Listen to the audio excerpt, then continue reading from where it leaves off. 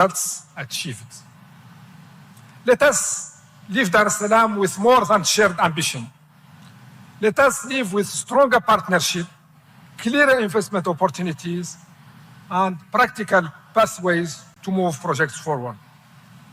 The true measure of success will be the investment mobilized, the project advanced, and the infrastructure delivered long after this forum concludes. Africa has the resources, Africa has the institutions, Africa has the talent and the entrepreneurial ambition. What is required now is bold leadership, stronger collaboration, and disciplined execution. Because Africa's next decade will not be defined by ambition alone, it will be defined by its ability to deliver. I thank you. Thank you very much, Dr. Sidi Uta. Thank you for your leadership. And clearly, there's a lot more that we need to do in African infrastructure. And hopefully, by the time that we are done here, we would have found most of the solutions to help and make this come to pass. I'd like now to invite on stage Abby Chams as we still celebrate the 10-year anniversary of Africa50.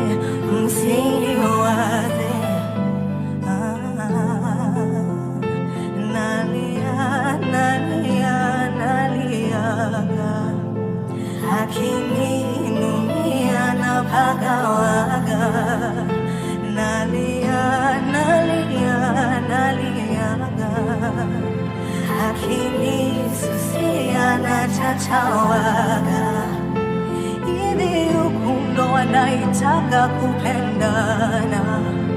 Siwezi kula bila ukijana. Hivi haya ndo mapenzi. Siwezi kulala bila ukijana.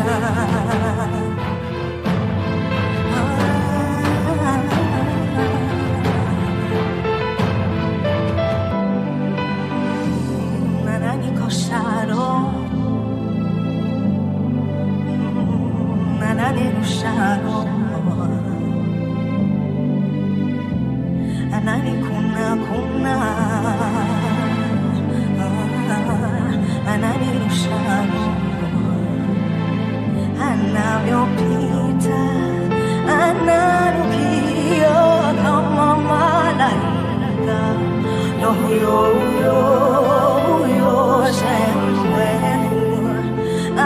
anavutia kama malaika, na huyo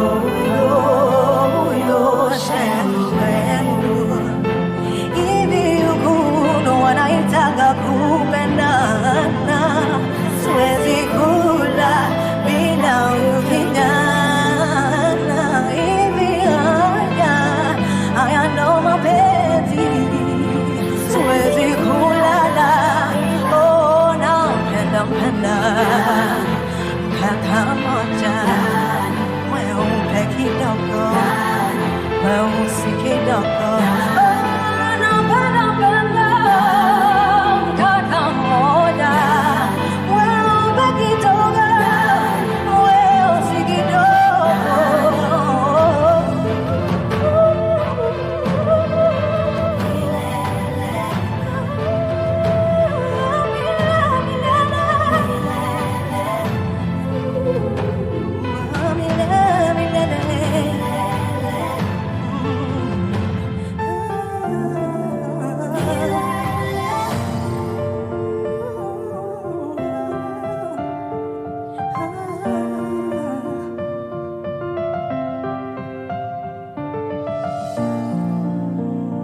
From the first day tulipokutana, moyo kadunda, macho yalipogongana, hapo tukapeana namba.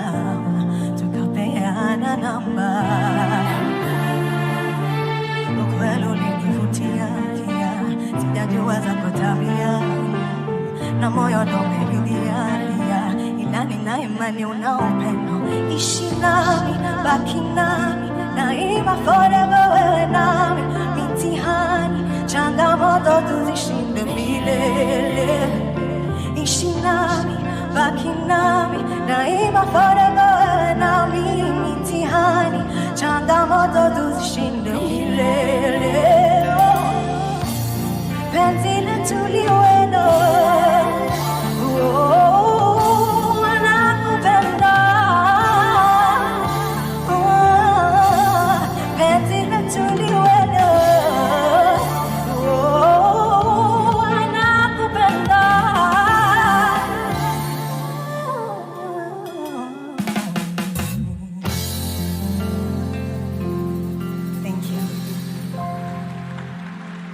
Asante sana, Abby Chams. Ladies and gentlemen, Abby Chams, please another round of applause.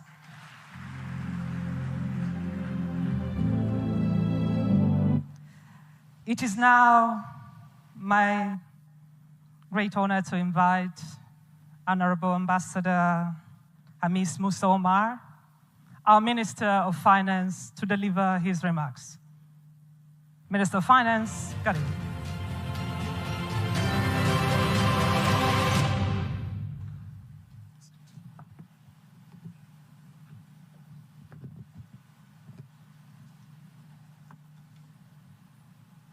Haya ndiyo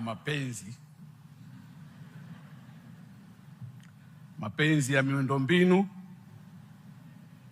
bandari, barabara, viwanja vya ndege, mapenzi ya nchi zetu Tanzania, mapenzi ya bara letu Afrika.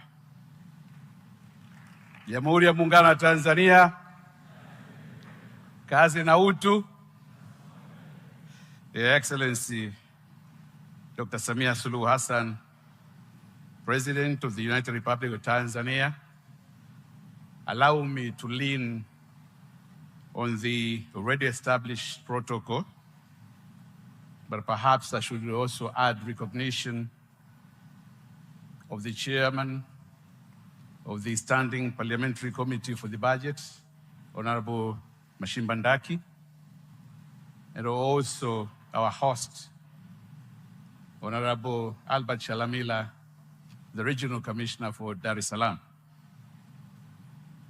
It is my distinct honor to welcome you all to the 2026 Infra for Africa Forum on the sidelines of the Africa50 General Shareholders Meeting, which will be held here in Dar es Salaam tomorrow. Your Excellency, with your permission, and on behalf of the Ministry of Tanzania's Ministry of Finance, and on my capacity as the host governor of Africa50, representing the United Republic of Tanzania, allow me to extend my warmest greetings to all the delegates who have traveled across Africa and beyond to participate in this important continental gathering. Their participation in these fora reflects our shared commitment to accelerating Africa's infrastructure transformation and strengthening partnerships that will shape the continent's future. I would also like to express our sincere appreciation to Africa50 for selecting Tanzania to host this year's General Shareholders Meeting and Infra for Africa Forum, particularly as the institution marks its 10th anniversary. We regard this decision not only as an honor, but also as a strong vote of confidence in Tanzania and in our collective vision of an integrated, connected, and prosperous Africa. Ladies and gentlemen, over the past decade, Africa50 has lived to the expectations and distinguished itself as one of Africa's foremost infrastructure investment institutions. Through its work in project development, investment mobilization, and strategic partnerships, Africa50 has demonstrated that African-led institutions can successfully mobilize capital, prepare bankable projects, and support the delivery of transformational infrastructure across the continent. As Africa50 celebrates its first decade of impact, we also look ahead to the opportunities that lie before us. Africa's infrastructure deficit remains significant, but so too are the opportunities to mobilize innovative financing, strengthen partnerships, and accelerate project implementation. The next decade must therefore be defined not only by ambition, but also by delivery. That's why the theme of this year's forum, a decade of economic impact from ambition to delivery, is therefore both timely and appropriate. It reminds us that sustainable development is achieved not simply through vision, but through effective collaboration among governments, development finance institutions, investors, and the private sector. It is these partnerships that transform ideas into bankable projects and projects into lasting economic opportunities for our people. Excellencies, ladies and gentlemen, for Tanzania, infrastructure development remains one of the key pillars of our national development agenda, the Vision 2050. We recognize that modern transport networks, reliable energy systems, digital connectivity, and efficient logistics hubs are essential to promoting industrialization, facilitating trade, and improving the livelihoods for our wananchi. Recognizing our common ambition in advancing these objectives across the continent, Tanzania became a shareholder of Africa50 in 2023 under your guidance and leadership, Your Excellency. This decision reflected our confidence in Africa50's innovative approach to project preparation, investment mobilization, and the promotion of sustainable infrastructure development. We remain committed to strengthening this partnership in pursuit of our shared development aspirations. Excellencies, ladies and gentlemen, over the next 2 days, this forum will provide an important platform for governments, investors, development finance institutions, infrastructure developers, and business leaders to exchange ideas, forge strategic partnerships, and identify practical solutions to Africa's infrastructure financing needs. It is our sincere expectation that discussions taking place here in Dar es Salaam will generate concrete outcomes through new partnerships, increased investment, innovative financing solutions, and bankable infrastructure project proposals that will contribute meaningfully to Africa's sustainable economic transformation. Ladies and gentlemen, we are particularly honored that this opening ceremony is graced by Her Excellency Dr. Samia Suluhu Hassan, President of the United Republic of Tanzania. Since assuming office, Her Excellency has continued to champion an ambitious agenda of economic transformation anchored on strategic infrastructure investment, regional integration, private sector participation, and an improved investment climate. Under her leadership, Tanzania has continued to strengthen its partnerships with regional and international institutions while creating an enabling environment for investment and sustainable economic growth. Her presence here today underscores the importance that the government of Tanzania attaches to infrastructure as a catalyst for economic growth, regional connectivity, and shared prosperity across Africa. Your Excellency, allow me, on behalf of the participants gathered here this morning, to express our profound gratitude to you for graciously accepting to preside over this opening ceremony despite your demanding national schedule. Your presence greatly honors this forum and inspires our collective commitment to advancing Africa's infrastructure agenda. Your Excellency, it is now my singular honor and privilege to invite you to deliver your keynote address and officially open the 2026 Infra for Africa Forum.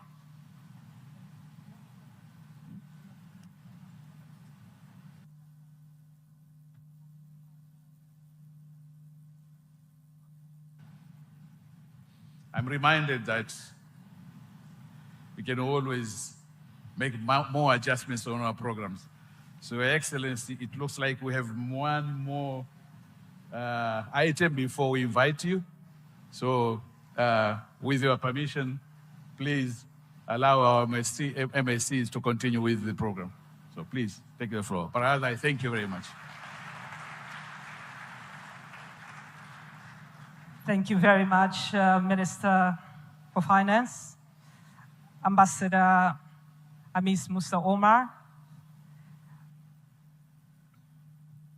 After those great remarks, we will now move on, Your Excellency, with your permission, to a high-level dialogue. And in this particular dialogue, we are striving to highlight matters related to natural gas, in particular, the choices required to turn gas into financeable projects. And of course, also, we would also like to learn how we can have measurable domestic economic value. And to lead us in this dialogue, Your Excellency, allow me to call on the stage. First, His Excellency Wamkele Mene, Secretary General of the Africa Continental Free Trade Area. Please take your seat. Yes, from there. Thank you. Then we have Honorable Carla Louveira, Minister of Finance of the Republic of Mozambique.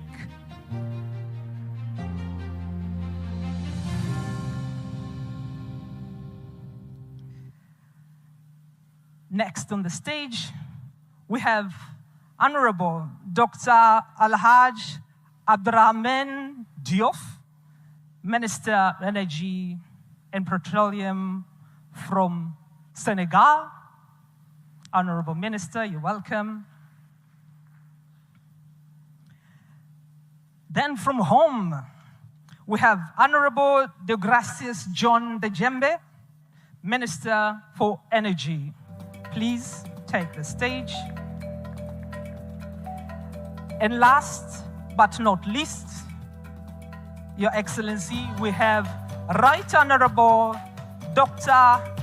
Akifungua Ekpo, Minister of State for Petroleum Resources from Nigeria.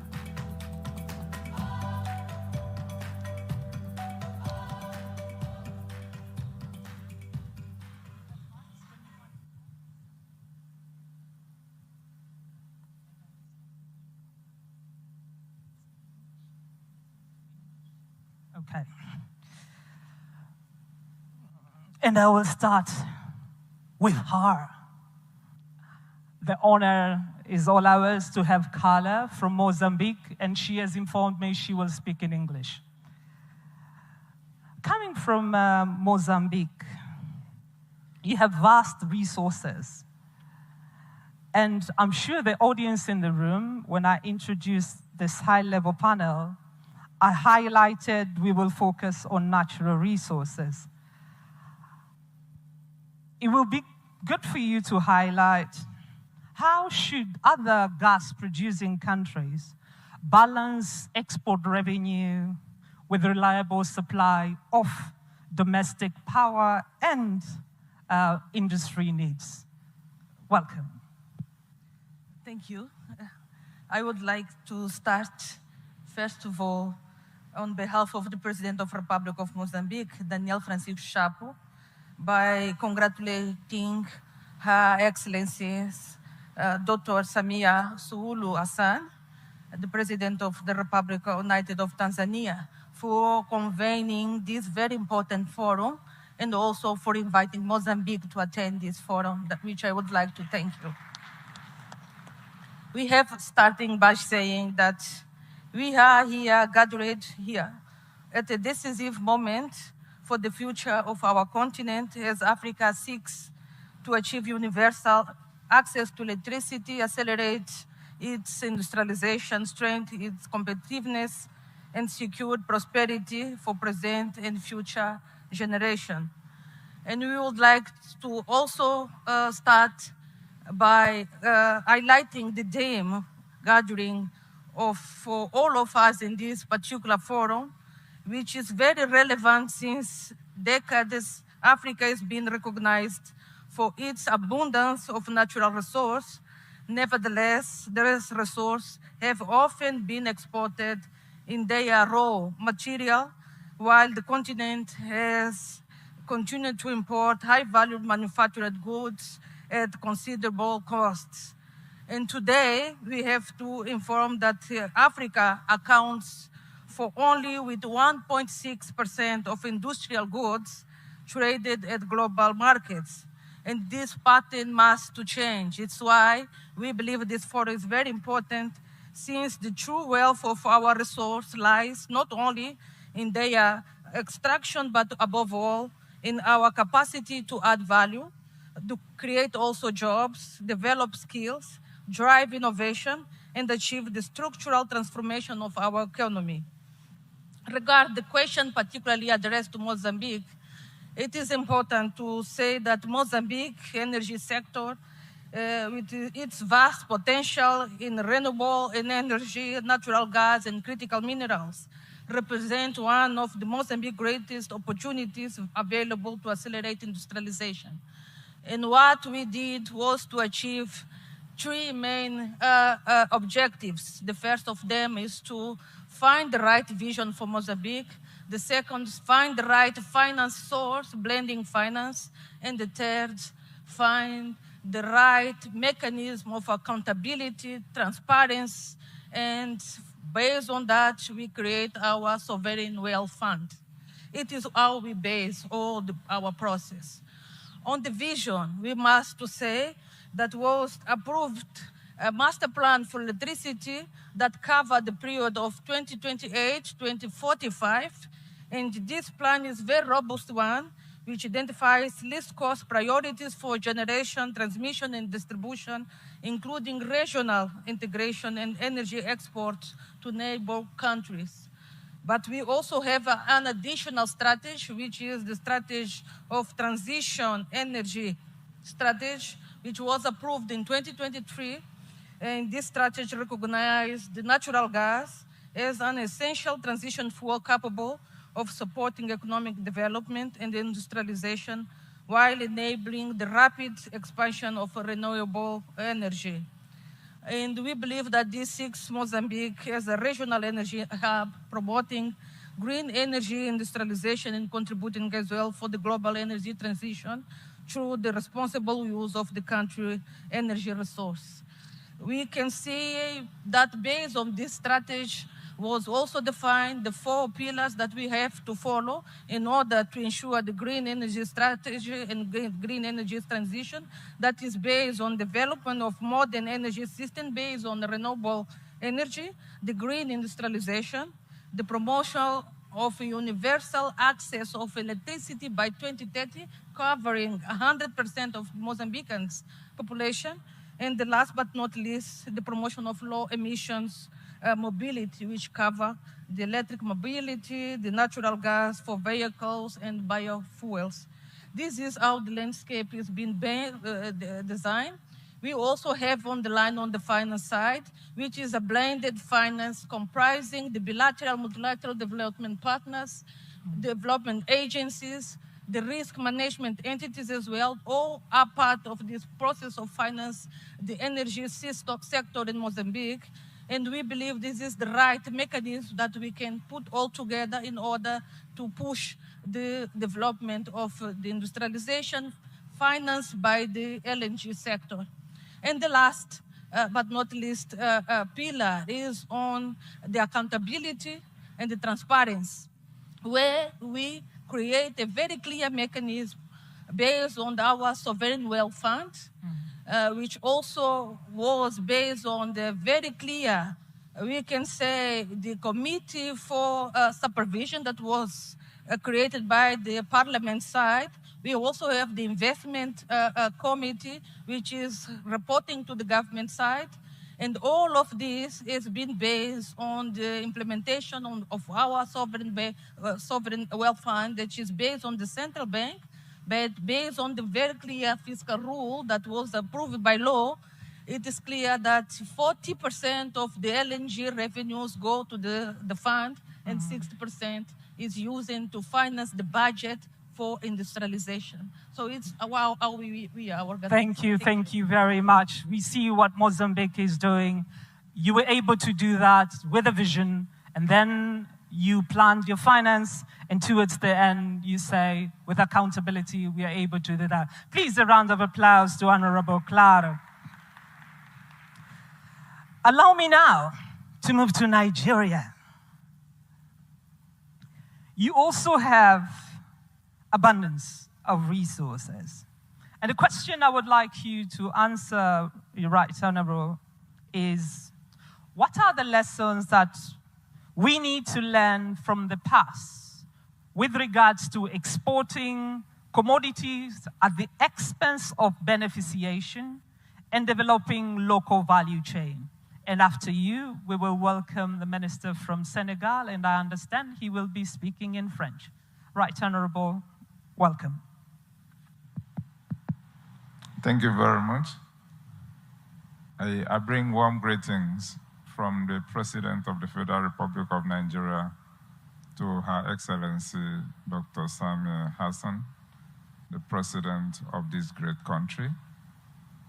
I recognize the CEO Africa50 and the working committee for what they are doing to convene this meeting here. And my co-panelists, it is important that African leaders have woken up to the responsibility of the day to address our challenges. When you go out everywhere, they talk about energy poverty in Africa, because for the past number of years, we've been exporting our crude. So today, I think we've come to realize the fact that we need to come back home and develop our country so that when our leaders get out of this continent, they will not face with the issue of over 600 million Africans are lacking access to electricity. No, it shouldn't be. So today, looking at Nigeria, Mr. President Bola Ahmed Tinubu has taken a position that we need to develop gas utilization within the country. And when this is done, you are sure of power generation, industrialization, food security with reference to fertilizer production, clean cooking, transportation. And so globally, we are talking about energy security. And when this is addressed, using gas in our dear country, some of those challenges will be addressed. We are really particular. Let me tell you that in our country, Nigeria, though we host the highest volume of natural gas in the continent, we are not selfish about it. We look into how we can transport this gas to other countries within the continent so that they can take advantage of it. So the issue of continuously exporting our natural resources is no longer a priority now, even though you talk about foreign exchange. But then if you utilize it within the country, you grow industries, as I've mentioned. This will create job opportunities. This will create revenue for the country. And you talk about the fertilizer production to guarantee food security for your people, because the primary responsibility of the government is to ensure that our people are living in the prosperity. And under President Bola Ahmed Tinubu, we are talking about from gas to prosperity. So in every sector of it, we pursue it that way. In the past, there was no issue of transborder gas pipeline. But today, I can tell us that we now transport our gas to Ghana, Togo, Benin Republic. And just last month, there was a meeting of the West African head of states where an agreement was signed between the national oil companies for gas to be exported from Nigeria through the Atlantic to more than 12 countries within that region to Morocco. This is what we are doing. And of course, as this gas passes through all these countries that will serve as off-takers, they will take advantage of it to improve their power generation, fertilizer production, industrialization, clean cooking, and of course, develop their own countries. It is not within at that level. We are doing same with Algeria. We are doing same with Equatorial Guinea. So the time has passed for us to continue to talk about exporting our natural resources. Rather, we use it and develop our continent for the good of our continent. Thank you very much.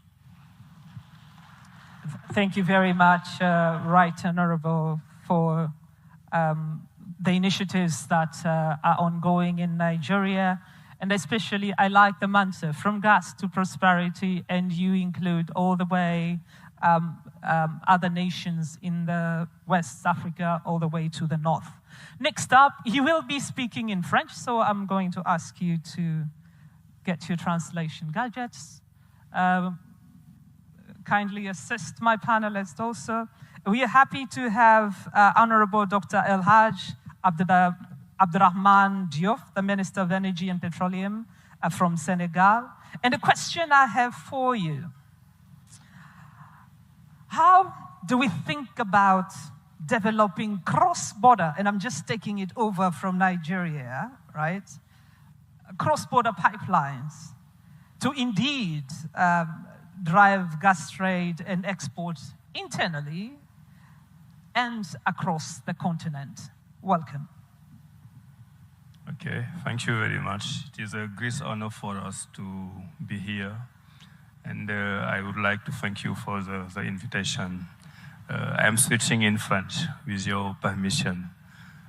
C'est vraiment un grand honneur pour nous de venir ici en Tanzanie représenter le président du Sénégal, Bassirou Diomaye Diakhar Faye, son Excellence Madame Samia Hassan. Je voudrais vous transmettre les salutations fraternelles du président Bassirou Diomaye Faye, qui avait voulu être ici personnellement pour répondre à votre invitation. Et c'est un conflit d'agenda qui a fait qu'il ne peut pas être ici aujourd'hui. Alors, par rapport à votre question, le Sénégal est un pays qui est devenu gazier très récemment. Nous avons eu notre first gaz en janvier 2025, donc c'est très récent. Mais ce qui est intéressant par rapport à votre connexion, à votre question sur l'interconnexion, c'est que nous avons un projet inédit en termes de montage. Nous avons le projet qu'on appelle le Grand Tortue Ahmeyim, GTA, que nous avons avec nos voisins de la Mauritanie. C'est l'occasion d'ailleurs de féliciter encore le président Sidi ici présent. Donc c'est un projet inédit parce que nous avons du gaz des deux côtés. Et là où ailleurs il y a eu des difficultés de partage, nos deux pays frères ont eu l'intelligence d'exploiter ce gisement entre eux. Donc du coup, il n'y a pas de conflit. Il y a naturellement des fois quelques contentieux avec les opérateurs, mais globalement, c'est un projet qui se passe bien. Mais globalement, en termes d'énergie et d'électrification au Sénégal, nous avons pratiquement les mêmes problèmes que les autres pays africains. Chaque année, nous augmentons la production, mais chaque année, notre population augmente, les besoins augmentent, et nous ne parvenons pas à nous sortir en termes d'industrialisation ou tout simplement en termes d'accès universel. Par exemple, aujourd'hui, l'ensemble des 19 millions de Sénégalais n'ont pas tous accès à l'énergie et au gaz. Et nous avons deux chiffres clés que je voudrais partager ici. Le premier chiffre, c'est que nous avons 6471 localités à l'intérieur du Sénégal qui n'ont pas encore accès à l'université, à l'électricité du moins. Et pour financer ces 6471 localités, nous avons besoin de 400 milliards de francs CFA, ce qui est l'équivalent de 800 millions de dollars. Donc le message aujourd'hui par rapport à l'énergie, à l'interconnexion, c'est que le Sénégal a besoin de 800 millions de dollars pour pouvoir financer l'accès universel. Et l'objectif, c'est de l'avoir dans 2 ans. Et cela pose la problématique du financement. Nous avons des budgets qui sont plus orientés vers les dépenses sociales. Et de plus en plus, nous avons besoin de bâtir des partenariats publics-privés où l'argent du privé vient se substituer à l'argent du public dans des domaines qui peuvent être rentables. Parce que sur ces régions dont je vous parle au Sénégal qui n'ont pas accès à l'université, à l'électricité, je parle souvent d'université parce que je suis ancien ministre de l'enseignement supérieur. Donc ça me poursuit encore. Et dans ces zones-là où on n'a pas accès à l'électricité, il n'y a que l'État qui peut faire des investissements qui ne sont pas rentables. Le privé ne va pas aller dans des zones qui ne sont pas rentables pour faire des investissements. C'est pour ça que nous devons trouver un équilibre entre le financement public et le financement privé pour pouvoir avoir accès à l'universel. Maintenant, pour terminer sur les questions d'interconnexion, non seulement nous avons l'exemple avec la Mauritanie, Mais nous avons l'exemple de l'organisation de la mise en valeur du fleuve Sénégal et l'organisation de la mise en valeur du fleuve Gambie. C'est cela qui fait que si nous sommes en surcapacité, si nous sommes en surproduction, la Gambie, la Guinée et le Mali, qui sont des pays voisins, peuvent en profiter. Et si nous sommes en déficit, leur surproduction nous permet aussi d'en profiter.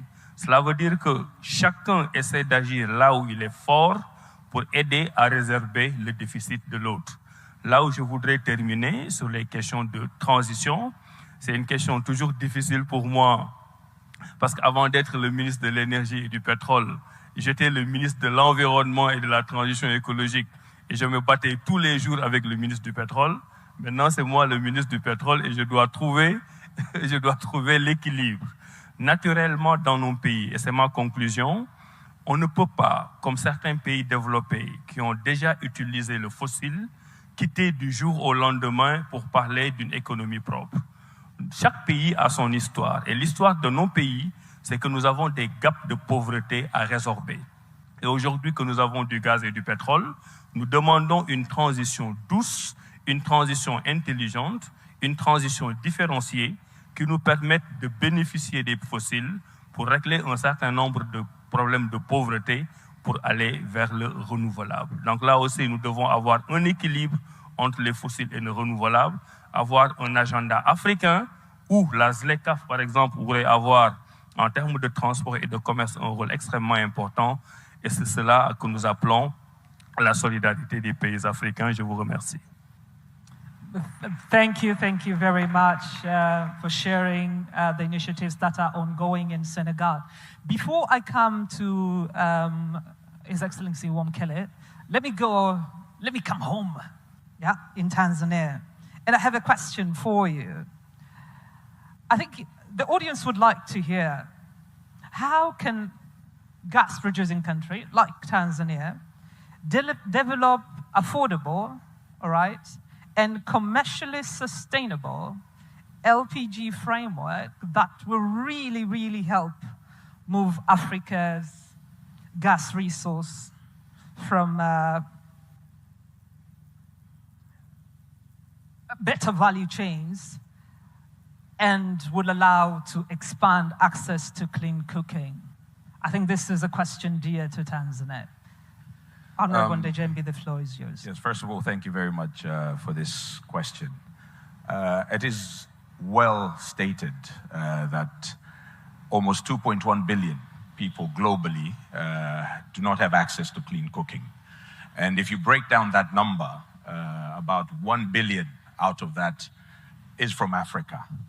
And from that 1 billion that is from Africa, with people without any clean cooking access, you will see that 85% of that is from sub-Saharan Africa. Well, therefore, it is safe to say that clean cooking is no longer a topic that would say needs to take time. It is an urgent topic. It is a development priority. But it is simply not just an energy issue, but it is also a public health issue, environmental issue, gender equality and economical development issue. I'll come back home here. Prior to 2021, access to clean cooking was about 6%. But under the steady stewardship of our president, Dr. Samia Suluhu Hassan, she championed it, she campaigned it, pushing access to clean cooking here in Tanzania. We have managed to move from 6% to about 28% today as we speak in 2026. And that has also increased our imports from about 290,000 metric tons per year to about 459,000 metric tons per year last year in 2025. So you see, we have made steps. However, by doing that, we still have created a bigger demand. Today here in Tanzania, 7 out of 10 households still use charcoal and other sources of energy for cooking. So there is still room for work.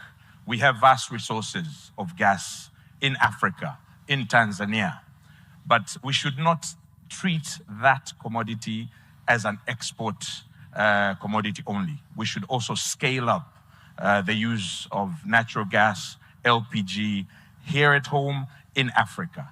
And how do we do that? We do that by also connecting our countries. We have neighboring countries like Mozambique. From Madimba to where their plant is about 74 kilometers. We need to connect with ourselves so as we can provide greater access to clean energy across our regions, across our continent. We can have pipelines from Tanzania to Kenya, pipelines from Tanzania to Uganda, to Congo, and so forth. That will give us access to clean energy for our people and scale up access to LPG and CNG. But looking at the International Energy Agency, it estimates that under policy settings, around 75% of global population could still have access to clean cooking by the year 2030. But that needs political will. It needs an inclusion from the public sector, the private sector, and all other major stakeholders to help us achieve this. Thank you very much. Thank you very much, Honorable Minister. And I'm looking at His Excellency Wamkele. In one way or the other, when we're speaking about vision, she highlighted finance. When we moved ahead, he spoke of universal coverage in Senegal. We're speaking about finance. Again, in Nigeria, when we're thinking about really utilizing the gas in the country and reaching out from gas to prosperity, we're talking finance. And last but not least, when we're listening to having access to clean cooking resource here in Tanzania, wanting to reach more, we mean finance.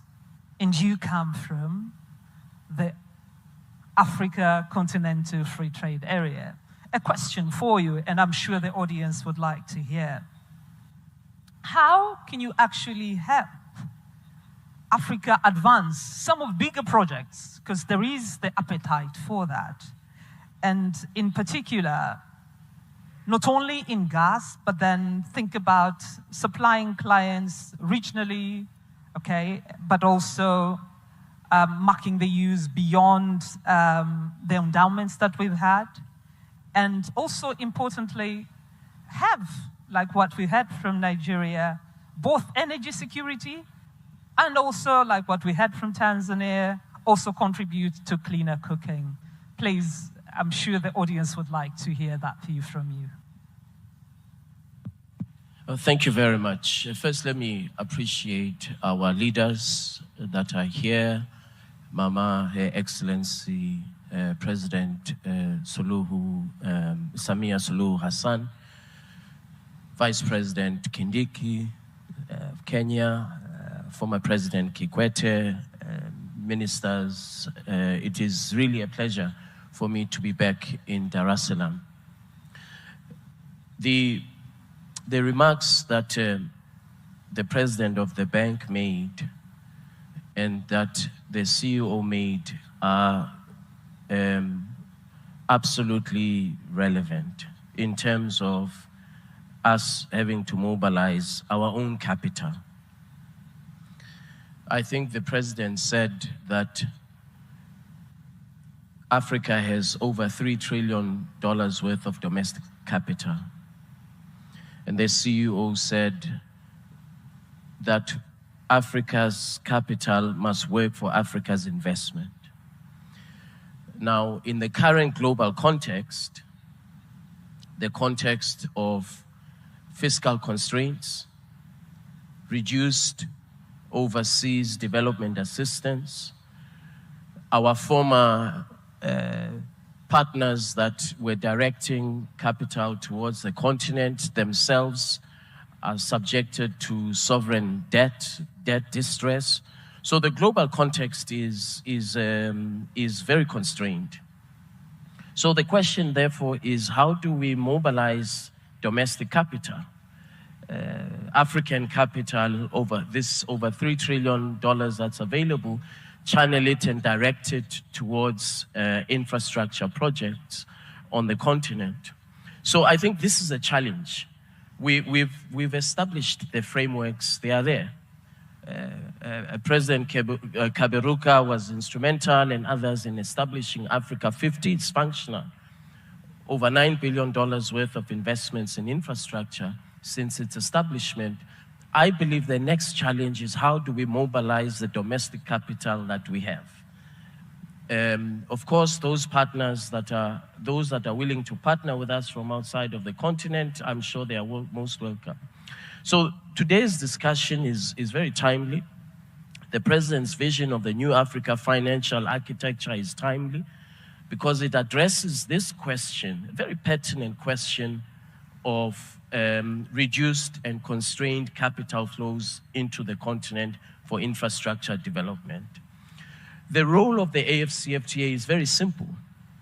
It is to enable scaling of infrastructure investments. So for example, here in Tanzania, the country produces over 170 million cubic meters of gas annually from Songo and other places. We've heard Mozambique producing gas.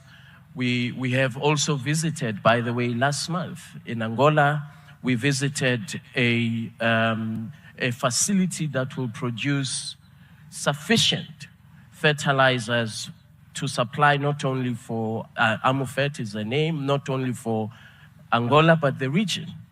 However, with all of this investment in the capital that it will be directed to scaling, if we don't have harmonized rules for the exports of these fertilizers to happen, or the export of the gas to happen, we will not achieve our objectives. And so this is the first way in which we can contribute to the development of infrastructure in Africa, enabling the scaling of these projects. Second, by deploying harmonized trade rules, trade policy, to enable trade amongst countries. If you have a domestic supply of energy and you are able to export, that will happen on the basis of the trade rules. A market of 1.4 billion people with a combined GDP of $3.4 trillion is a very significant market, domestic market. But we have got to overcome the fragmentation that has happened for many years by creating a single market. And so the infrastructure projects that we see, and by the way, you know, my neighbor mentioned the productive capacity between Senegal, the Gambia, and Mauritania, and the connectivity in terms of production capacity, the Honorable Minister. I drove from the Gambia, Banjul, to Dakar. And there is a bridge, Senegambia Bridge, which was financed by Africa50, completely transformed the trade ecosystem of the two countries, particularly the neighboring cities, smallholder farmers, informal traders. That infrastructure investment not only reduced the cost of trade, the cost of doing business, but it also addressed this issue of inclusivity, where we have now smallholder farmers that are active participants of driving the economic ecosystem of that region. So we have examples where infrastructure development does indeed have a direct impact on people's lives, including the matters that the Honorable Minister of Tanzania raised on clean cooking. And I want to congratulate Mama for her leadership because she raised this matter in the African Union. It is now one of the projects of the African Union that the entire continent is focusing on through her leadership. And we were here last year for the Clean Cooking Summit that Mama hosted with AFDB. So for us, our role is very simple. Deploy the trade rules to enable scaling of infrastructure investment, create the investor confidence by applying the rules, deploy the trade policy instruments to enable the investments and the production at domestic level to be exported outside of the country that has excess capacity. Thank you very much. Please, a round of applause to Wamkele. Thank you, Your Excellency. Now, 1 minute or less, preferably. I would like to hear from this high-level panel, by 2030, it's not very far, but it would be good to let the audience know, what is that one measurable outcome that would really demonstrate that we do have a gas strategy and we will really deliver that? I know most of you touched on it in one way or the other. One sentence. If you have that one sentence, that would be good. If you don't, it's also okay. And I will start all the way from Nigeria, come to Tanzania, Senegal, and I will finish with Mozambique. Karim. Thank you very much once again, Your Excellency, distinguished ladies and gentlemen. It's fantastic, and from what my brother from Tanzania mentioned, LPG. In Nigeria, under the directive of Mr. President Bola Ahmed Tinubu, we are to move 5 million homes from utilization of charcoal and all those heavy emission sources to clean cooking by 2030. And we are on track on that. So currently, we are moving around from state to state to ensure we encourage the homes with every state 27,000 cylinders of LPG filled, and we have promised to do that for 6 times. This is how to move them. It's not for rich homes, but for the poor homes, the less privileged, to move them from and using all those heavy emission sources in their own cooking to protect public health. Thank you very much. Thank you very much. That's a big point. Thank you. A big campaign around clean cooking in Nigeria. Yes, United Republic of Tanzania. Welcome. Thank you. If there's one thing, it's that as Africans, we should not work in silos. We should collaborate. We should form infrastructure projects that are bankable, scalable, and that provide access to one another as a continent. Thank you. Thank you very much. Senegal. Nous avons un grand problème d'équité territoriale avec l'électrification rurale. Je disais qu'on a un grand problème d'équité territoriale avec l'électrification rurale. Parce qu'on parle beaucoup de gaz to power, de gaz to industrie, les questions de l'énergie de façon générale. Mais nous oublions toujours qu'il y a une population très travailleuse qui n'est pas dans les grandes villes, qui est loin de ces questions de développement et qu'on doit aussi aider à se développer. Et le dernier point, c'est que puisque nous sommes en train d'exploiter notre gaz, nous voyons qu'il y a un problème économique de différence de vue entre les majors, les opérateurs et nous. Tous les majors veulent exploiter notre gaz, faire du GNL et aller à l'exportation.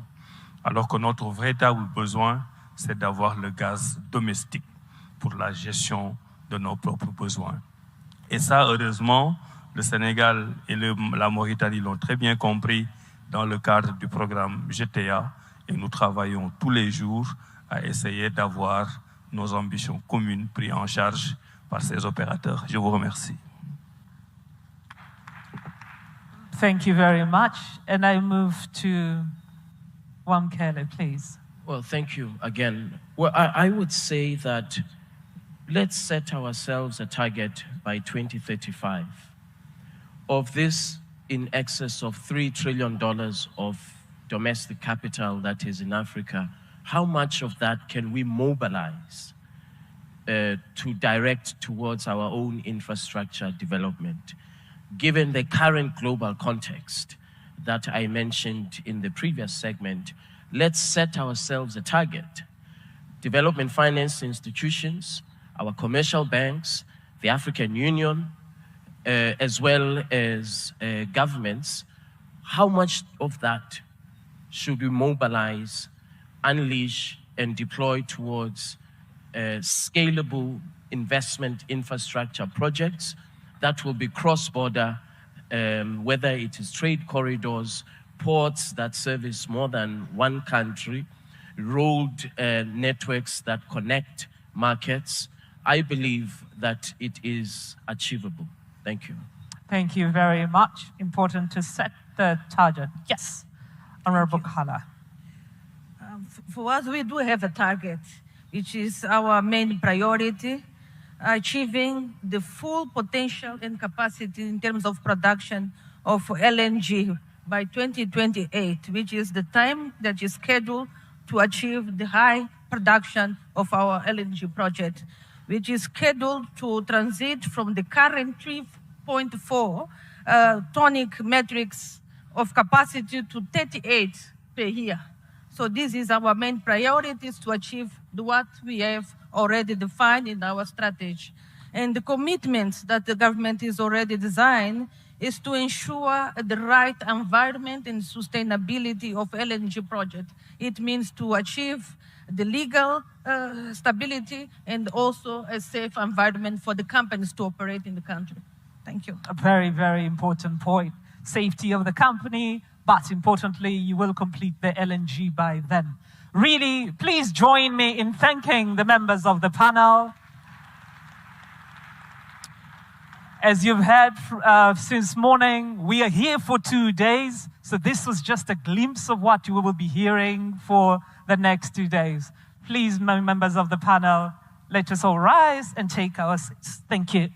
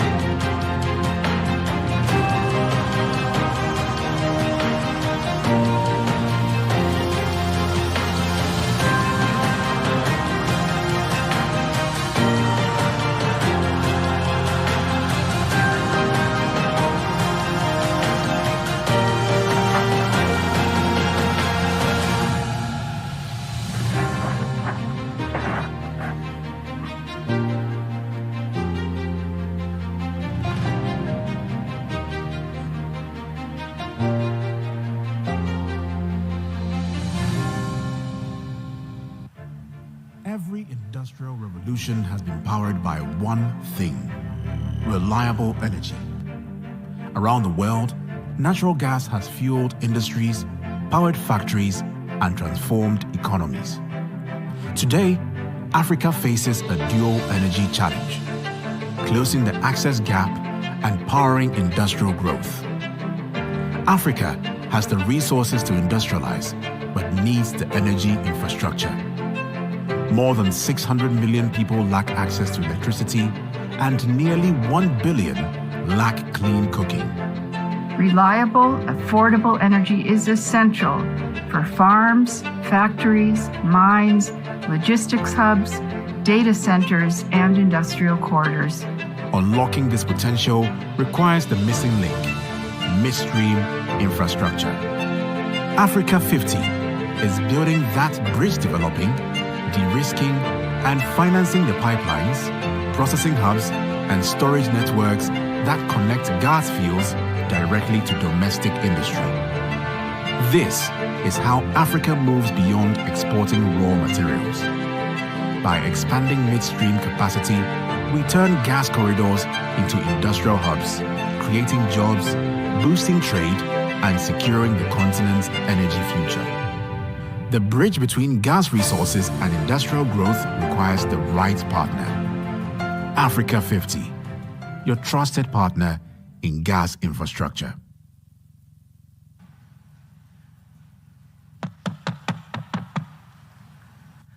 Your Excellency, with your permission, it is now my honor to invite Your Excellency Professor Kithure Kindiki, Deputy President of the Republic of Kenya, to deliver his remarks. Please, let's welcome him.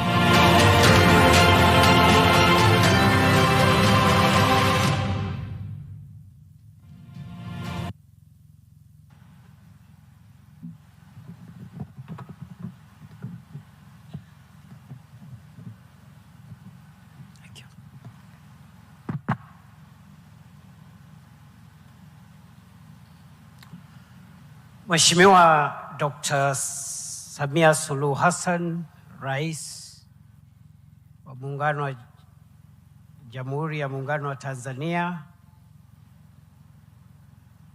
Excellencies President, Rais mstaafu Jakaya Kikwete,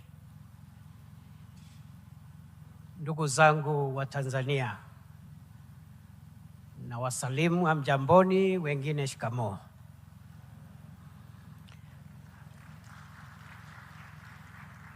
Madam President, I bring you greetings from your brother and counterpart, President William Ruto of Kenya, whom I'm representing here today. And I come here to do a very simple task. I've been asked to discuss Kenya's experience with large-scale energy infrastructure projects, the lessons we've learned.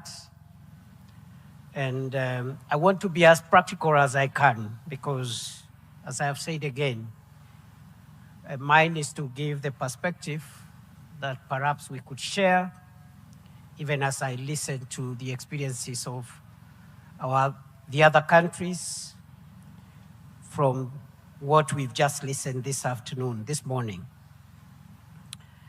Your Excellency, energy is key to our industrialization. Also, we need reliable, affordable energy, which is also accessible to as many of our citizens as possible. We therefore need a backbone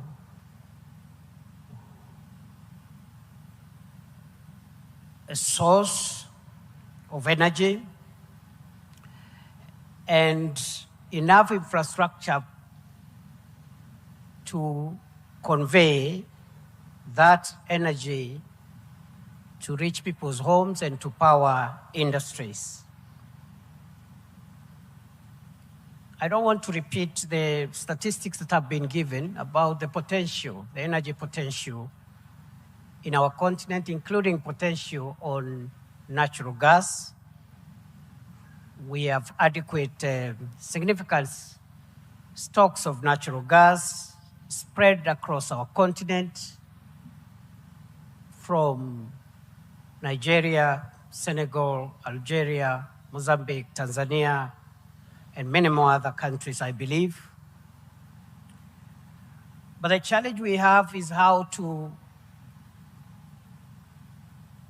provide major energy infrastructure projects, which normally take a lot of time, require a lot of technical expertise, and also are costly to be able to industrialize.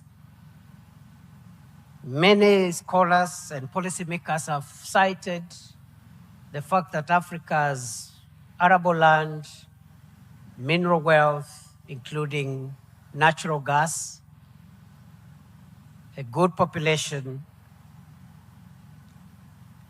as drivers of Africa's future. The only thing I want to add, even as I go into energy projects, is that Africa needs to build confidence in itself. Africans, we must learn to have confidence in our continent and in our capability to do what others have been able to do. Therefore, Your Excellency, for us, we have picked a few things along the way. The first one is government commitment and political leadership. It's very important for our various countries for us to have government commitment and political leadership, which provides strategic direction, policy consistency, investor confidence, and continuity across political cycles. The biggest threat today to Africa's development is policy disruption, which is an unintended consequence of democracy. The movement from one administration to another, which is a good thing, because democracy is a good thing. But we must find ways of insulating our development agenda from democratic transitions so that we can have continuity. And that is the discussion we're having in Kenya, generally. We have heard what President Samia has done in Tanzania, what President Ruto is doing in Kenya, and I'm sure many of our countries, our leaders are doing their best. But how do we assure that what the projects and the programs and the policy framework in place today will be in place 20, 30, 40, 50 years, so that as we do these things, we are looking at taking Africa from where we are today into the first world, because it is possible. Others have done it, Africa can do it. But if we are going to have disruptions every time there's an election, every time there is a succession from one administration to another, then that is going to be a big bottleneck. So consistency, continuity, and stability is a very key enabler of these wonderful objectives around infrastructure. As we build a democratic Africa, we must build a wealthy Africa at the same time. And the two outcomes are not mutually exclusive. Number two, robust policy and regulatory framework, which provides predictability for investors, lenders, and developers, while ensuring environmental, technical, and consumer protection issues. That is a big lesson that we need to carry along, even as we develop these big transnational and long-term infrastructure projects, including energy projects. Number three, we need to develop technical capacity at the local level in our countries. This will reduce dependence on foreign expertise. It will lower project costs and build long-term national ownership of our projects. Number four, we need long-term integrated planning, as I have said in my opening sentence. The need for long-term integrated planning is to ensure investments are aligned to future demand, resource availability, and least cost development pathways. The next lesson that we have picked, number 6, is the need for innovative financing and risk mitigation mechanisms. The case has been made for mobilizing domestic resources, both in our countries, but also regionally. And I'm glad to see the president of the ADB group here and all the other institutions that are underwriting Africa's future in the financial and resource space. So we need to have innovative ways of mobilizing resources, both nationally and regionally, to be able to reduce investor risks, lower cost of capital, and enable implementation of capital-intensive projects.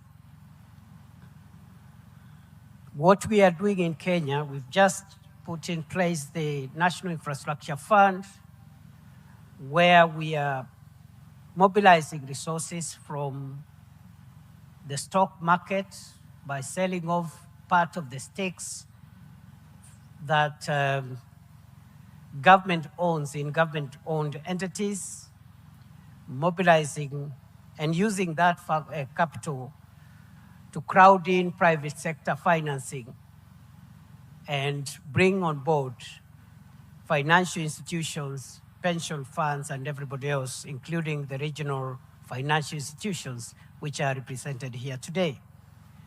So we must think innovatively on where to get money, because the traditional sources of capital and finance are changing for various reasons, which I don't want to delve into today. Number 7, and it is linked to number 6, is private sector participation, involving the private sector so that we can mobilize capital, but also technology, and create operational efficiency while reducing pressure on our public resources that we have by collecting taxes from citizens. The next lesson we have learned is around community engagement and benefit sharing. Lesson number 8. There is need to have the people of Africa move with us. It is not enough to build roads and railways and ports and harbors and gas pipelines. It's important for us to carry the people of Africa for whom we work to go with us and to reason and travel with us the journey. The need for community engagement and benefit sharing secures the social license to operate the projects that we want to do. It reduces delay. Some of the projects have been delayed because of our inability to manage the social, economic, environmental, and other issues around some of our projects. You end up with delays, you end up with court cases, litigation, conflicts, and this affects project sustainability. We have also learned about effective contract and project management to prevent cost overruns, delays, disputes, while at the same time ensuring quality project delivery. The next lesson, number 10, is environmental and social safeguards, I think which is already I've alluded to ensure sustainability and improve access to financing, as well as protecting communities and biological diversity. We have also learned about the power of regional trade and cross-border infrastructure, which has been alluded to by some of the previous speakers. And we need to organize ourselves. In this space around LNG, for example, the pipeline from Mozambique, Tanzania, I see no reason why it should not extend to Kenya, up the coast, and it can go to the other directions as well, so that we can share not only we can share in the economies of scale and be able to leverage on our various strengths. Your Excellency, therefore, the matter before us is how can Africa build energy infrastructure, including LNG infrastructure, at a scale and pace which is commensurate with our state of development today and where we want to go tomorrow. And therefore, we have a dual responsibility of making sure that we provide access to reliable, affordable energy, while at the same time having low emissions in terms of protection. It is therefore possible to utilize the significant resources that Africa has, including LNG resources, if we collaborate with one another. Just to give an example of the power evacuation program that we are running between Ethiopia, Kenya, and Tanzania, which has a capacity of evacuating 2,000 megawatts, but at the moment is evacuating 800 megawatts of power from Ethiopia, 700 megawatts into Kenya, 100 megawatts into Tanzania. And I think those are some of the areas which we need to work on and expand because the capacity is there and the physical infrastructure is already in place. Tanzania has led by example in this space, but we need more infrastructural projects for gasification, regasification, power plants, and pipelines so that we can take this matter to the next level. Your Excellency, once more, let me summarize by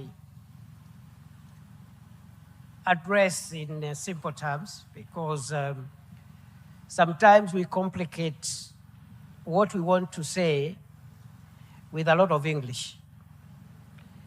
The future of this subject matter and the future of our continent lies on how we handle 5 things. Number 1, the people. I have talked about the need for us to go along with the people. The story of Africa's development must be written together collectively. And that's why it is important that the discourse we're having around development must be sensitized to communities, to the citizens, to make sure that we are all aligned. We must, for example, let me give this example.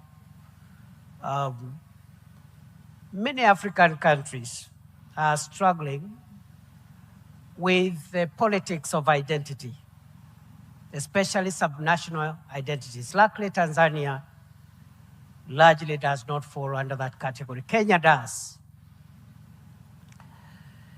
And if you look at our constitutional order in many of our countries, there is need for identity. There is need for democratic space and expression and identity. But there is also,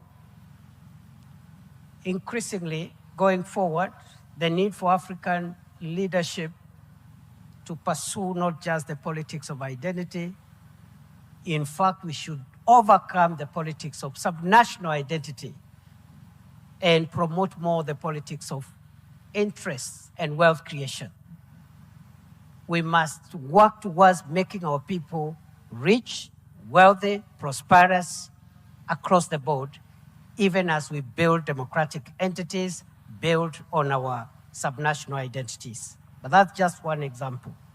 But the point I'm saying is that we must carry the people along, young people, women, rural people, urban poor, and everyone. Number 2, technology. The mega projects that we want to do, technology is at the center.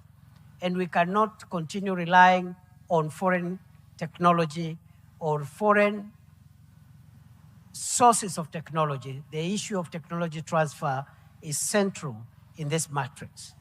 Number 3 is the issue of partnerships, especially between the public and private sector, to provide resources, not just financial resources, but also blend the human resources from public and private sector to give us the outcomes we require. Number 4, it is governance.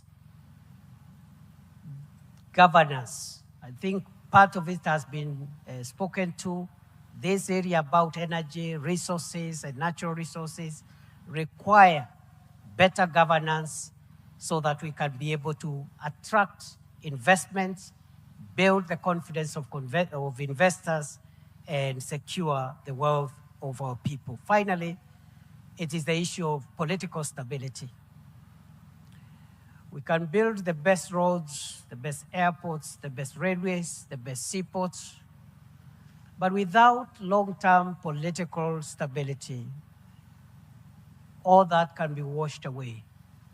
And therefore, we need to invest in strategic security, not just for our countries, but for our region as a whole. Because any instability anywhere in Africa is instability in our own countries.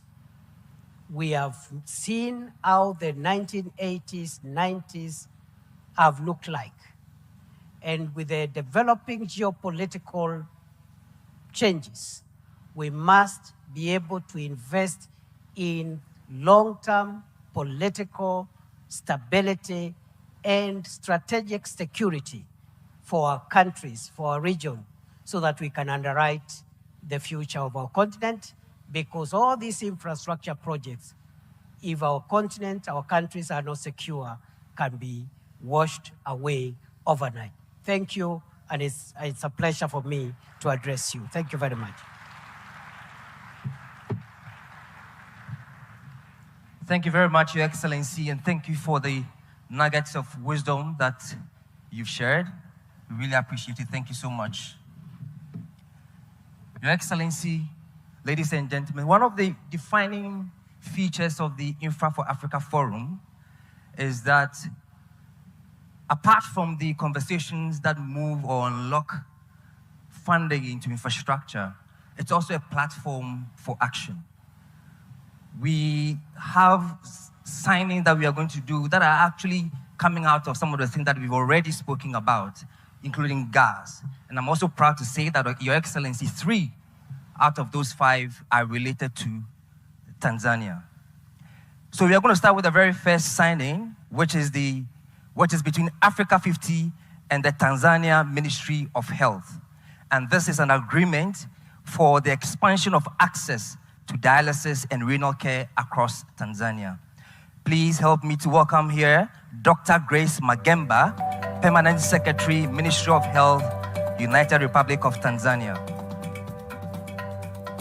I'll also invite Mr. Jalal Kimji, Chief Executive Officer of the Africa50 Principal Investment Fund.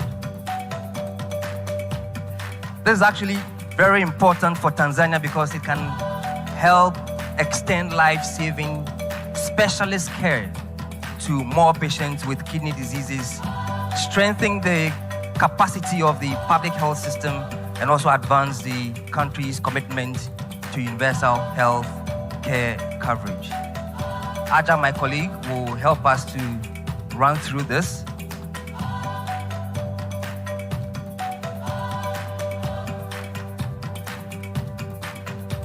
This agreement also is a demonstration, actually, of how public-private collaboration can mobilize investment in special expertise in social infrastructure that directly impact the people's lives. So this is very, very important.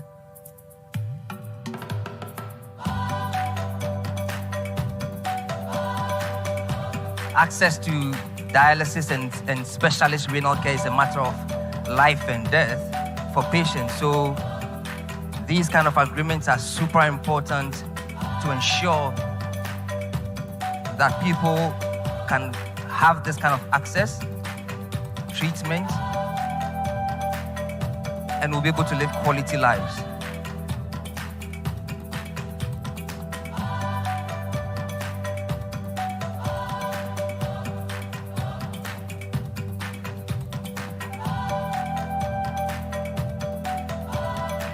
We'll now ask them to exchange.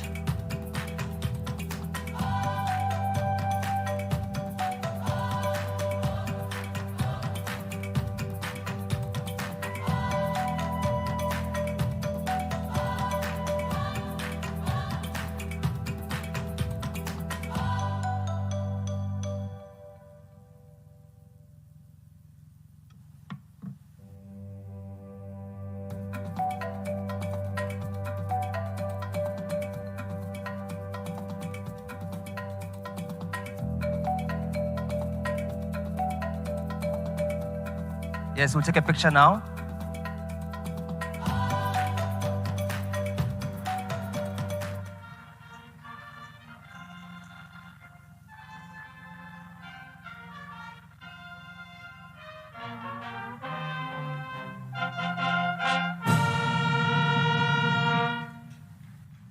Thank you very much. The second signing is an agreement between Africa50 and the Tanzania Electricity Supply Company, TANESCO. And this will be to formalize a partnership between the two organizations for the implementation of electricity transmission PPPs in Tanzania. May I please invite up here the signatories for this particular signing. Remember that Africa50 led the first ever PPP transmission line signing in Kenya. And as we promised, we are going to scale and take it across other African countries as well. May I please invite the signatories to come up?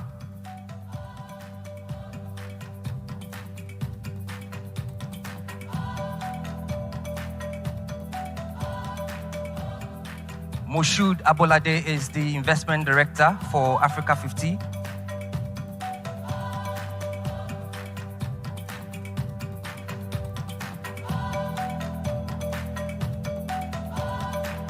We have the acting managing director for TANESCO, Engineer Timothy Imgaya.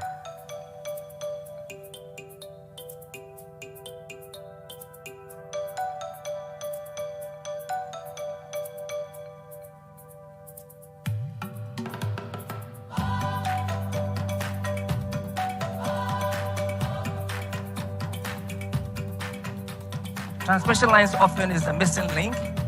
After generation, if we need power to power our industries, we need to now connect that power to where it's needed most. So this project is really, really important. And we are proud to say that now we're moving to Tanzania for this very, very important project after Kenya. And more African countries will also benefit from Africa50's expertise in transmission lines PPP.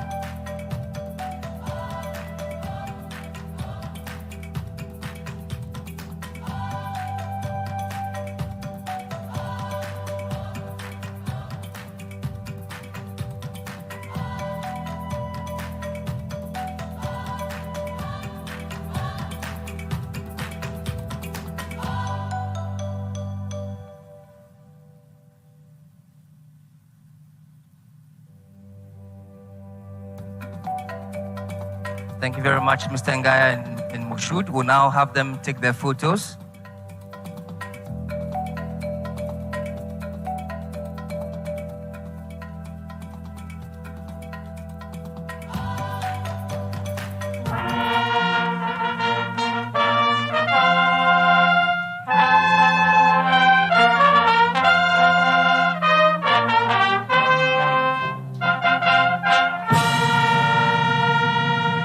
Thank you. I'm pleased to say that the third one is also related to Tanzania, and this is the Tanzania LNG project signing. Today, Africa50, Tanzania Petroleum Development Corporation, and Taka Arabia are signing this agreement to develop a pilot project that will supply Tanzania's natural gas to industries across the country. You've heard a lot about gas today and how it's so important to unlock industrialization in Africa. So please, may I invite the signatories for this particular signing as well. Anas Fi from Africa50, Executive Director. May I also invite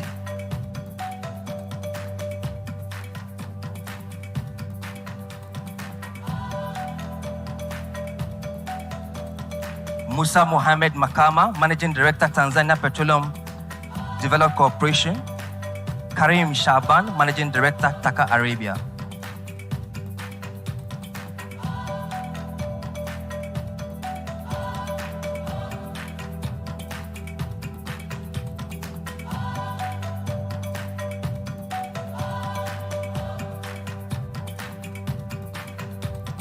Again, this project is very, very important because it's going to help Tanzania use more of its domestic gas power local industries, and then also strengthen energy security and reduce reliance on imported fuels.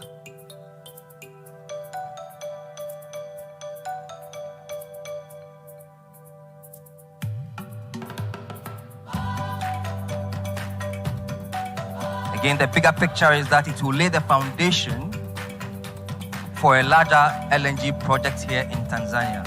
So this is very, very critical, And we are really pleased that we are collaborating with Tanzania, Taka, Arabia, to do this.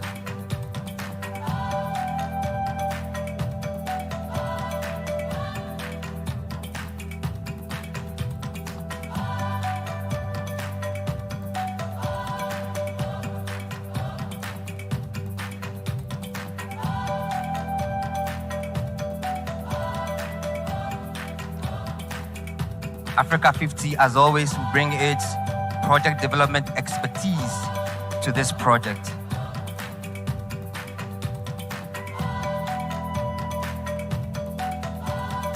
The good thing is that this is a model that can be expanded. So after Tanzania, we're looking to move into other countries. You heard our CEO announce the big gas platform that will be leading on the continent. So this is exciting times, and we are really pleased that this is happening. Please give them a round of applause.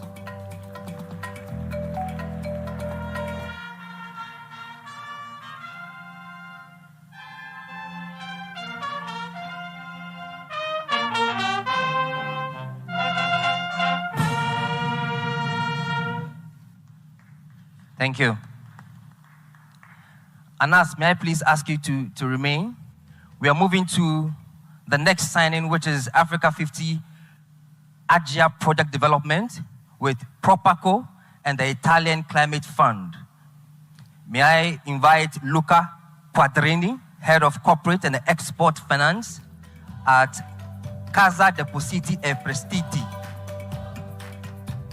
May I also invite Jean Guyonnet Duparé, Regional Director for East Africa for Propaco.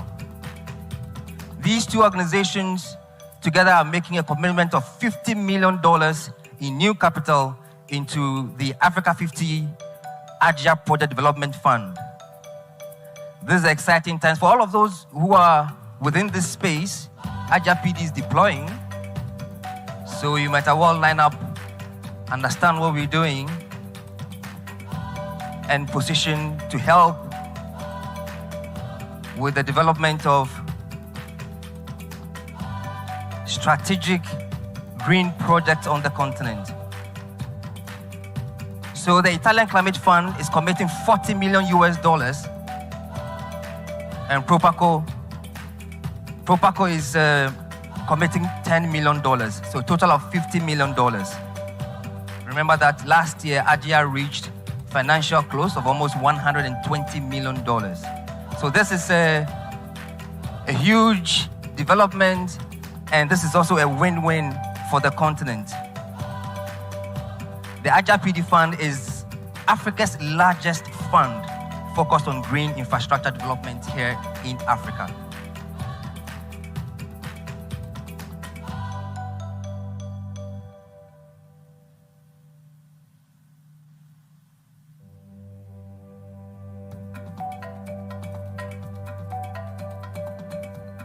All signed and sealed.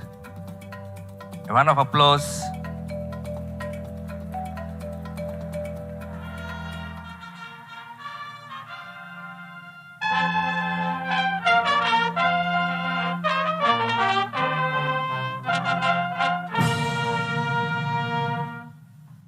Thank you very much.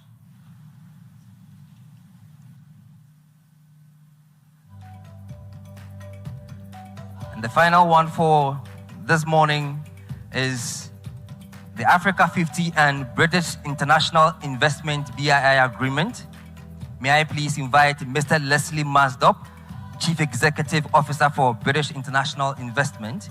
And may I also invite here Alain Ebobise, Group Chief Executive Officer of Africa50. Please let's welcome them with a round of applause. This is a strategic partnership on infrastructure investment in Africa. And guess what? This is not just a signing. We've already made big strides. BII has already made big strides. They are already committing $20 million to the Africa50 Infrastructure Acceleration Fund. So that agreement that they're signing, they've already started working on this.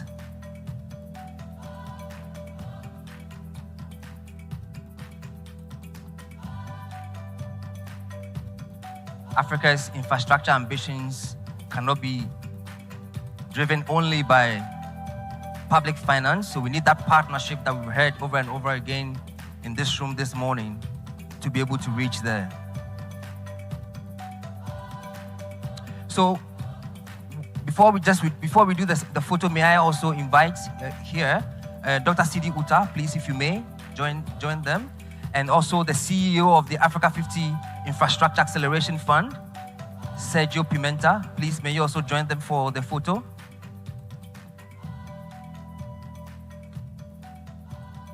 Sergio is leading our Africa50 Infrastructure Acceleration Fund. So that $20 million, he will be managing that.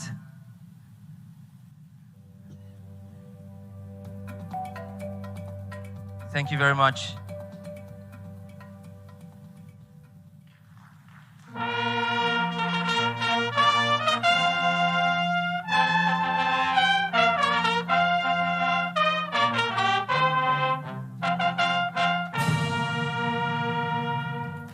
Thank you.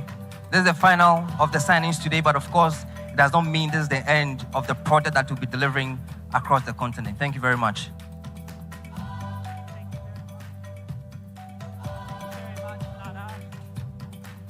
Thank you very much, Nana. Please, a round of applause for witnessing the agreements. Your Excellency, we've gathered here today and many thanks to our sponsors. We acknowledge the support we received from Stanbic Bank. Thank you. We acknowledge the support received from Mohammed Enterprises Tanzania Limited. We acknowledge support from TPA. We also acknowledge support from TPDC. We also acknowledge support from PSSF, Yes Tanzania, Azam Media Group, and Mwananchi Communication. Before I welcome the next speaker, allow me to let the audience know, after our program, we've heard so many times Dr. Kaberuka being mentioned. He will have a fireside chat. Please don't plan to miss. And before that, you will also hear a showcase of investment in Tanzania. May I now, Your Excellency, allow me to welcome the President of the African Development Bank and Chairman of the Africa50 Board, Dr. Sidi Odita, to give words of appreciation and also to welcome you to address this audience. Karibu sana, Dr. Sidi. Please, a round of applause to him. Thank you very much. Allow me really to express our gratitude to Her Excellency Dr. Samia Suluhu Hassan, President of the United Republic of Tanzania, for the warm welcome and for hosting this annual meeting of the General Assembly of Africa50 and the Infrastructure Forum for Africa. Allow me, Your Excellency, to invite you to deliver your keynote statement. Welcome.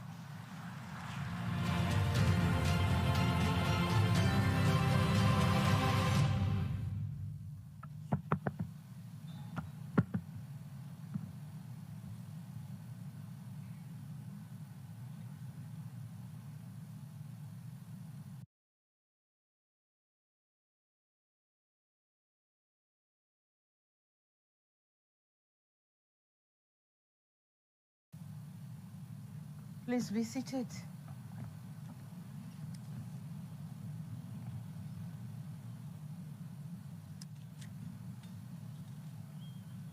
Your Excellency, the former President of the United Republic of Tanzania and one of the founding members or presidents of the Africa50, and this is none than Dr. Jakaya Mrisho Kikwete.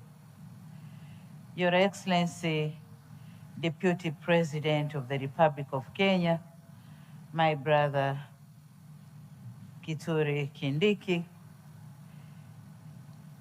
Your Excellency, representatives of the heads of state and government, I also acknowledge the presence of Your Excellency Dr. Sid Olta, President of African Development Bank and Chairman of Africa50.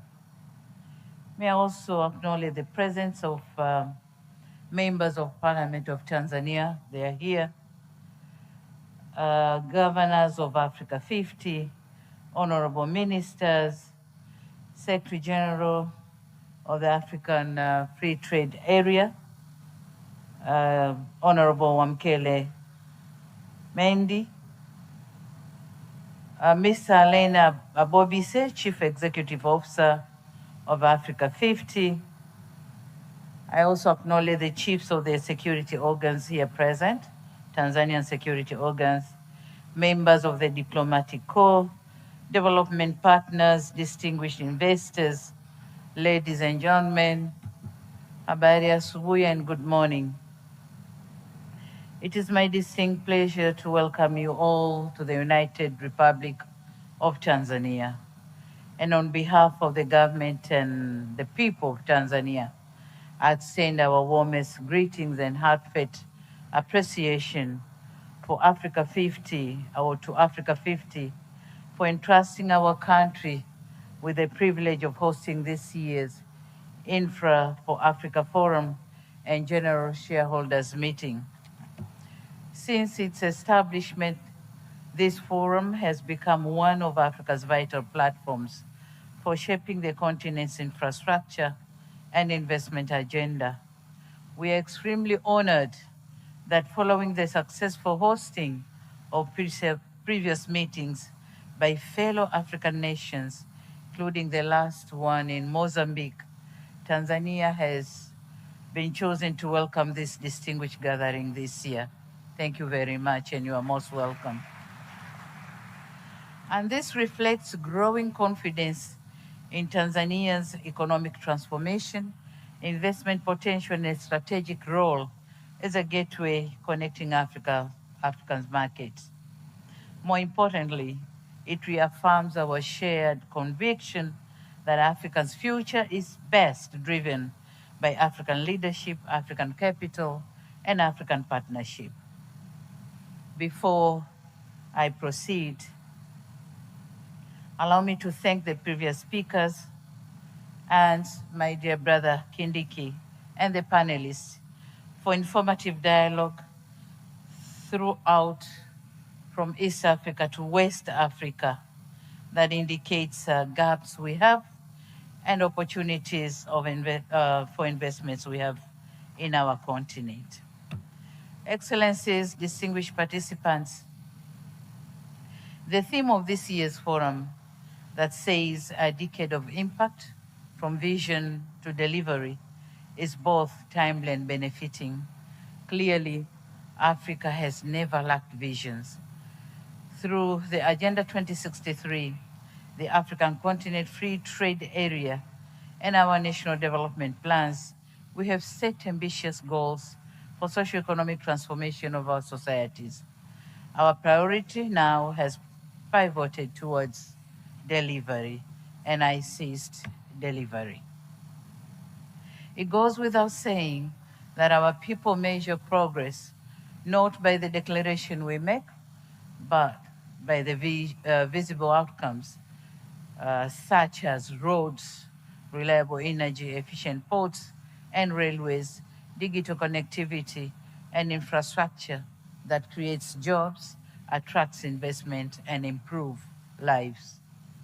That's why this forum matters.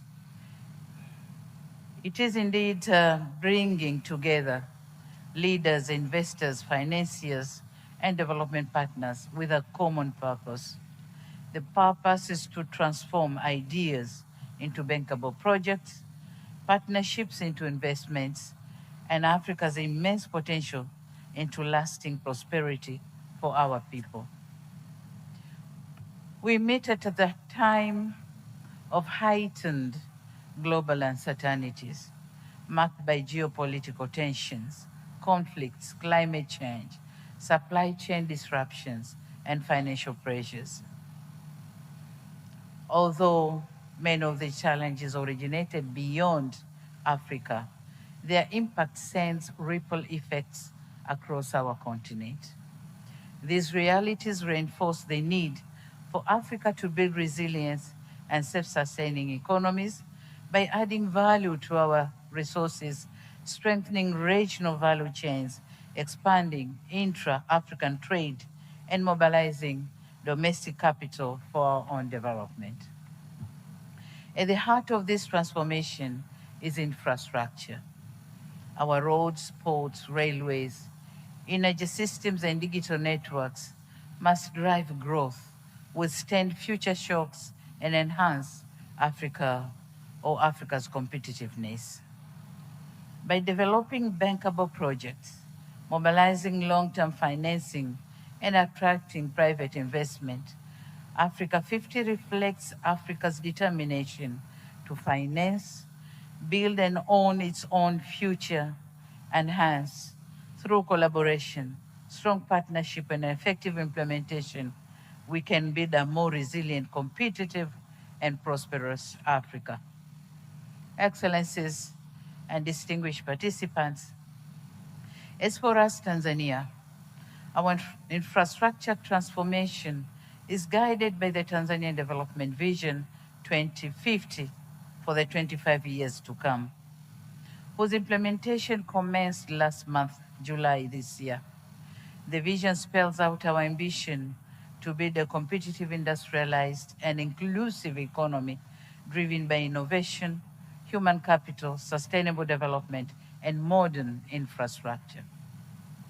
Recognizing that this transformation cannot be achieved by the government alone, our 25 years journey to 2050 places the private sector at the center of economic growth, with ambition that 70% of economic contribution will be driven by the private sector, locally and global private sector.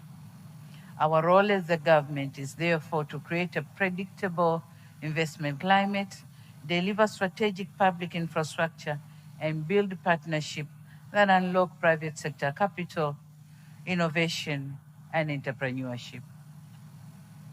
Over the past years, Tanzania has undertaken ambitious infrastructure development programs in our history. We have expanded and modernized the port of Dar es Salaam, enhancing its efficiency and strengthening its role as a regional trade and logistic hub. We are advancing the standard gauge railway to improve connectivity, reduce transport costs, and facilitate trade with neighboring countries. And we also investing in strategic roads, network, bridges, logistic corridors, and modern airports so as to strengthen national, regional, and global connectivity.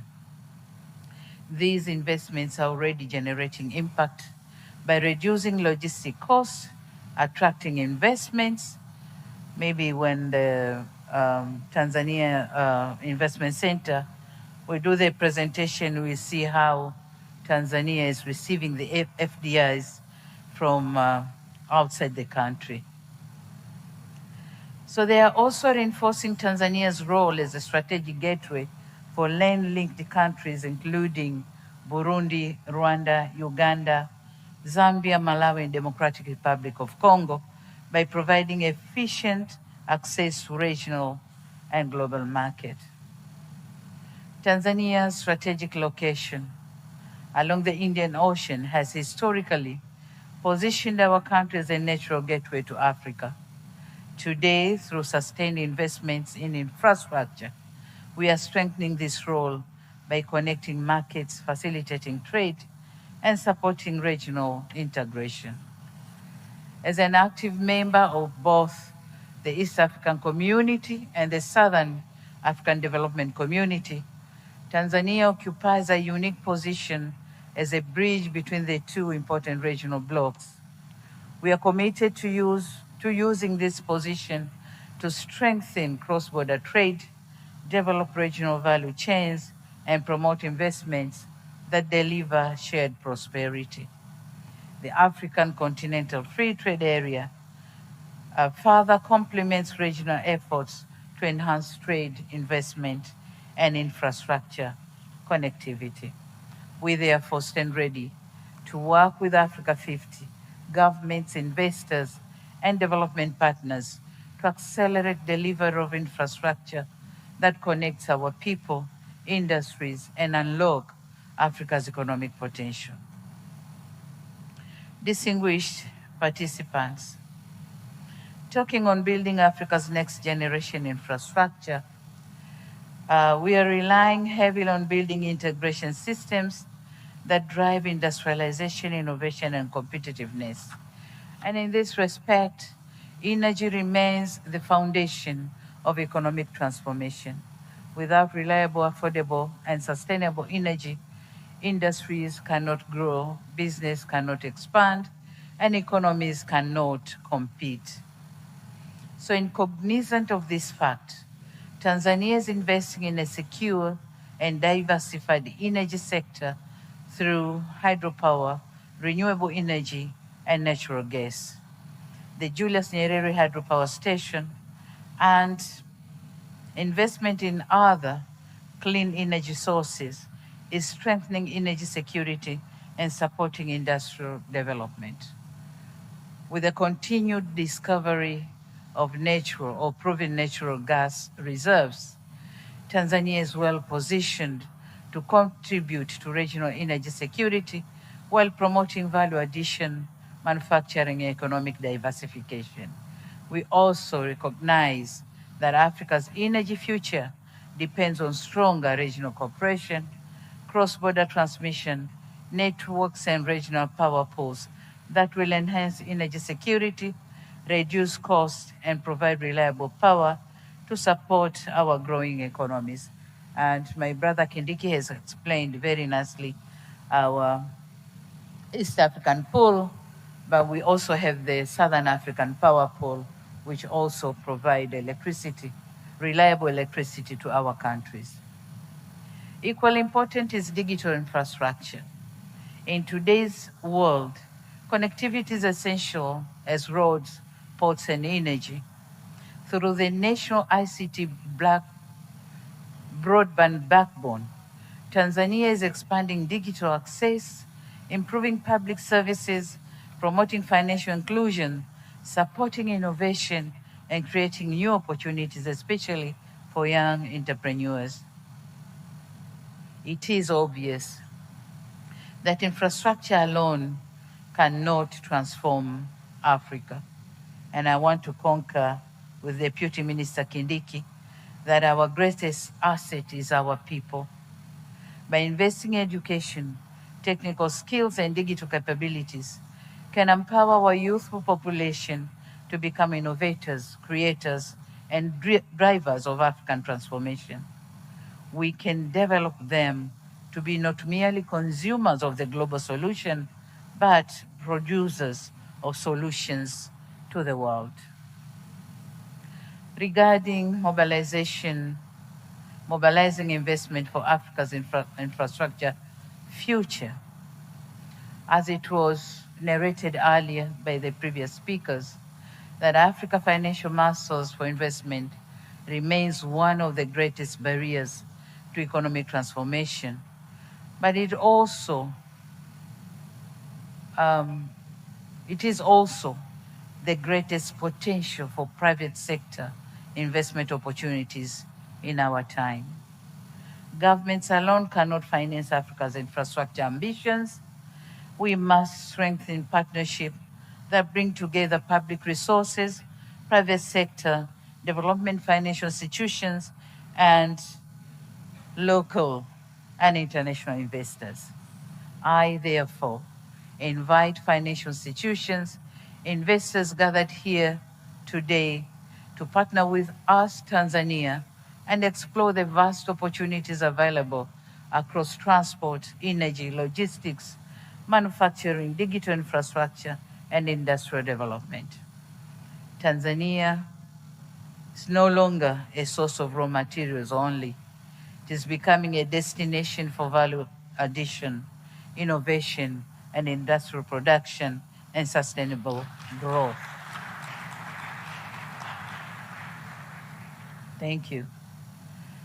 Talking of a shared vision for Africa's next decade, we must translate commitments into projects, ambitions into achievements, and plans into measurable results. The infrastructure we build must strengthen regional integration, expand trade under continental free trade area, and create opportunities for millions of Africans. To Africa50, I extend my sincere appreciation for your leadership and contribution to Africa's infrastructure transformation.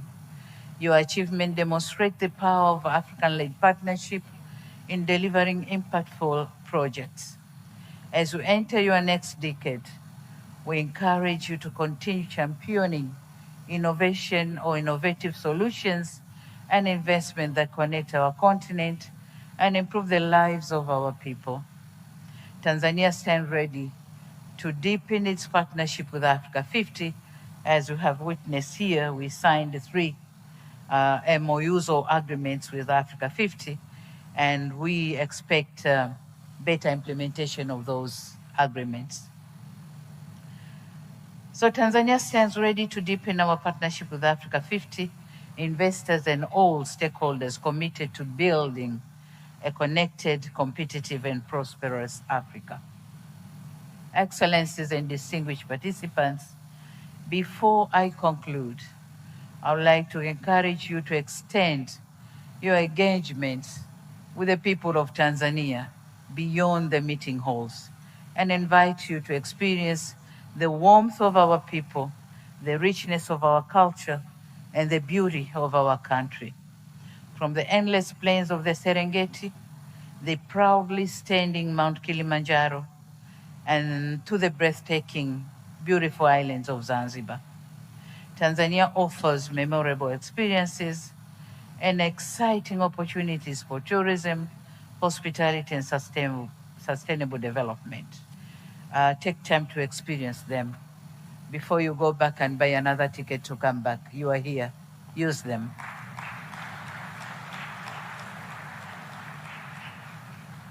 I also wish to share our pride in hosting, together with our neighbors, Kenya and Uganda, the historic Total Energies CAF African Cup of Nations, AFCON Pamoja 2027. The first ever AFCON tournament to be hosted in East Africa, and the first in the history of the competition to be jointly hosted by 3 countries.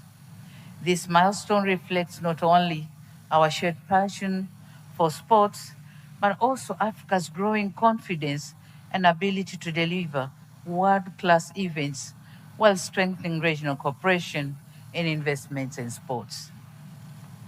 As Africans, when we work together, there's no limit to what we can achieve. With these remarks, it is now my honor and privilege to declare the 2026 Infra for Africa Forum and Africa50 General Stakeholders Meeting officially open, and I wish you fruitful deliberations.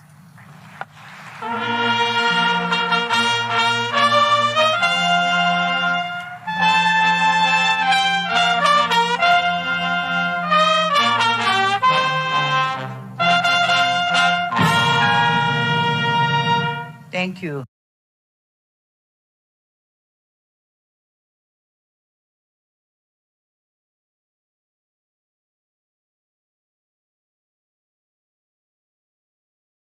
God bless Africa.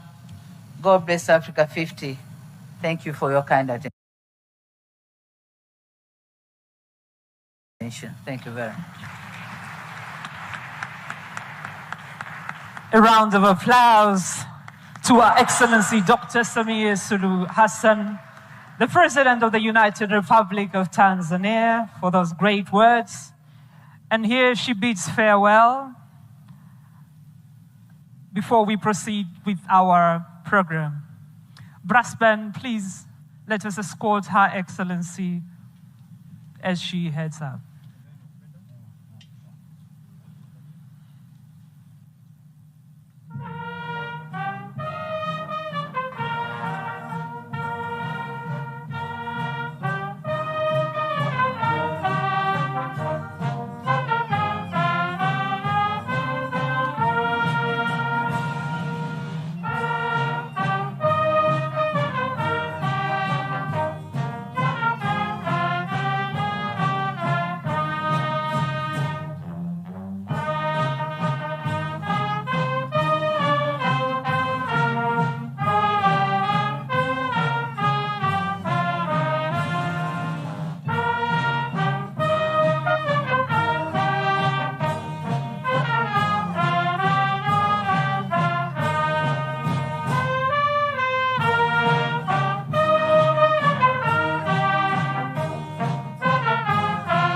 Take your seats.